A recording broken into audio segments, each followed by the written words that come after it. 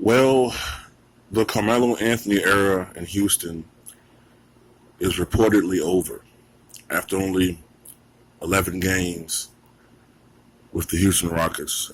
10 played, I think. Um, that was quick.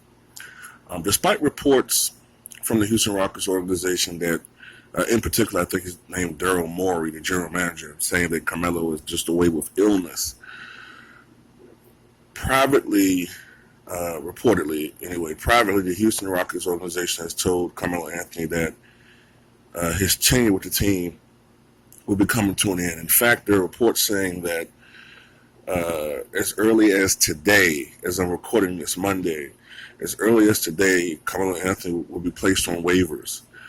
Uh, as we all know, Carmelo has struggled coming off the bench this year, averaging a career low 13 points and shooting only 40% from the field. In his last played game, which was against Oklahoma City Thunder, I believe, he shot only 1 of 11 from the floor. The only basket he made a goaltending call. And 0 for 6 from downtown. Carmelo Anthony, who has 25,551 career points. If this is it for him as far as the Houston Rockets is concerned, where does he go from here?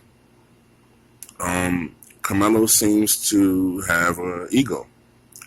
And Carmelo thinks he's still the same player who scored 62 points at the Garden, still the same guy who won a scoring title, still saying the guy that he still thinks he's the same guy that was the Nuggets player and for his career with the Knicks.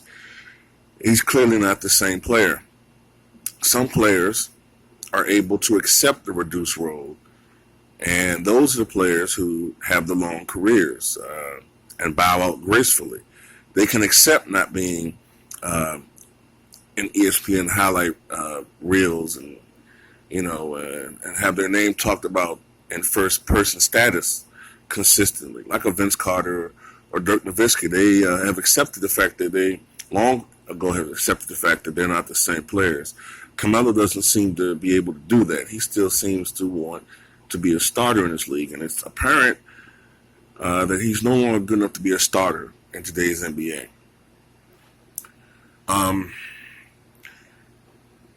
I think it's a mistake, however, to blame the Houston Rockets' troubles on him, because it's not just him. Of course, we all know that Carmelo Anthony is not the most noted defensive player in the NBA, but I think the problem with the Houston Rockets is that they've lost a lot of players, role players from last year who were essential to that team that won, what was it? How many games they won last year? 58? 59?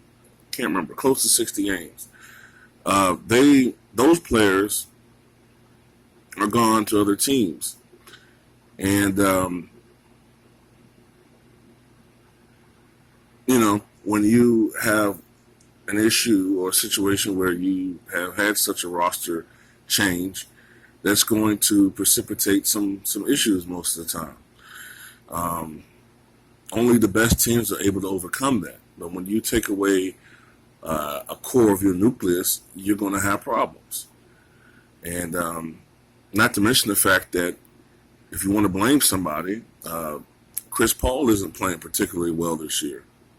So, and he's a starter. And he's one of your guys who I believe he got a near max deal last year. So if you want to put the blame on anybody, put the blame on the guy who has a near max deal, and not a guy who signed with the bare minimum. What did he get? 2.5 million, 2.4 million this year, Carmelo. So the blame doesn't go to him. And I know it's kind of a niche thing to do is to hate on Carmelo and blame him for everything. I never understood that too, by the way.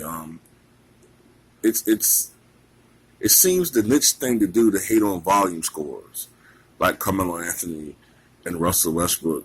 But as long as you have a championship ring like a Kobe Bryant, because you have other players on your team to mask your your deficiencies as a player when you have Hall of Fame big men like a Shaquille O'Neal or Paul Gasol. And yes, Paul Gasol is a Hall of Fame big man.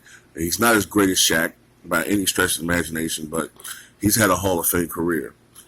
And Andrew Bynum could have been a Hall of Fame bound player if he didn't just, if he was more interested in being a great NBA player rather than just partying and play the Playboy Mansion, and he didn't have all the injury issues. He's up there. So when you have these types of players on your team, and a Metta World Peace, a Rick Fox, a Derek Fisher, not saying they're Hall of Fame players, but we have all these types of guys that can mask problems.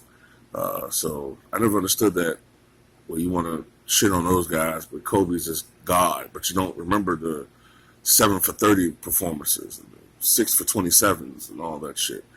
But back to Carmelo. Is this it? Where is he going to go? Is he going to sign anywhere else? He's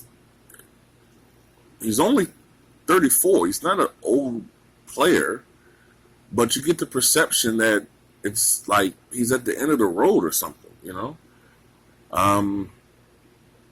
Is there any team out there that could use a guy like him? Maybe he'll sign with the Warriors.